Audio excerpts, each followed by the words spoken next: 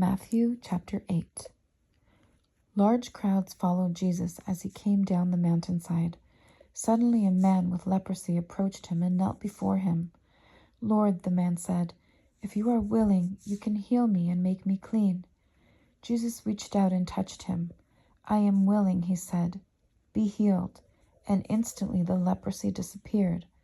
Then Jesus said to him, "Don't tell anyone about this. Instead, go to the priest and let him examine you.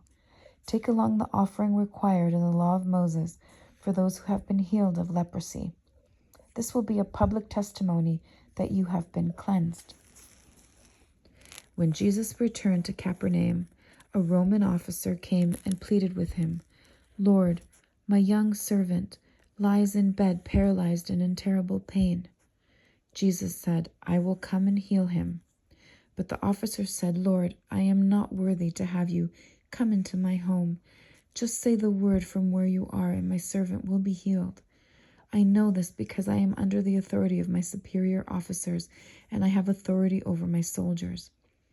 I only need to say go and they go, or come and they come. And if I say to my slaves, do this, they do it." When Jesus heard this, he was amazed. Turning to those who were following him, he said, "I tell you the truth, I haven't seen faith like this in all Israel. And I tell you this, that many Gentiles will come from all over the world, from east and west, and sit down with Abraham, Isaac, and Jacob at the feast in the kingdom of heaven.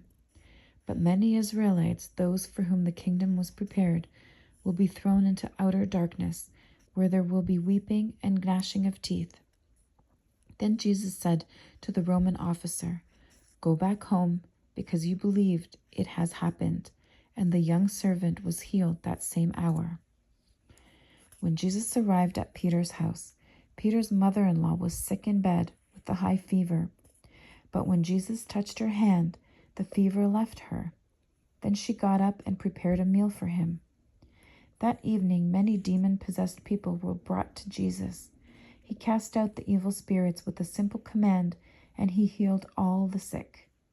This fulfilled the word of the Lord through the prophet Isaiah, who said, "He took our sickness and removed our diseases." When Jesus saw the crowd around him, he instructed his disciples to cross to the other side of the lake. Then one of the teachers of religious law said to him, "Teacher, I will follow you wherever you go."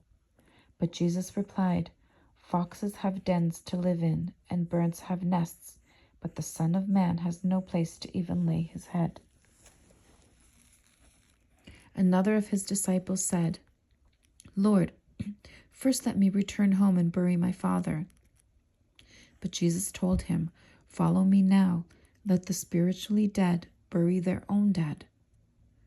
Then Jesus got into the boat and started across the lake with his disciples. Suddenly, a fierce storm struck the lake, with waves breaking into the boat, but Jesus was sleeping. The disciples went and woke him up, shouting, "Lord, save us, we're going to drown." Jesus responded, "Why are you afraid? You have so little faith." Then he got up and rebuked the wind and waves, and suddenly there was a great calm. The disciples were amazed. "Who is this man?" they asked. "Even the winds and waves obey him." When Jesus arrived on the other side of the lake, in the region of the Gadarenes, 2 men who were possessed by demons met him. They lived in a cemetery and were so violent that no one could go through that area. They began screaming at him, "Why are you interfering with us, Son of God?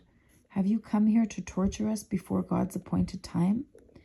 There happened to be a large herd of pigs feeding in the distance, so the demons begged, "If you cast us out, send us into that herd of pigs." "All right, go," Jesus commanded them.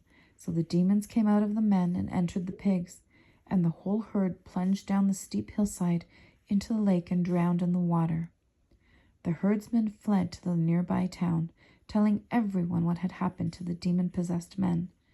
Then the entire town came out to meet Jesus, but they begged him to go away and leave them alone. Amen.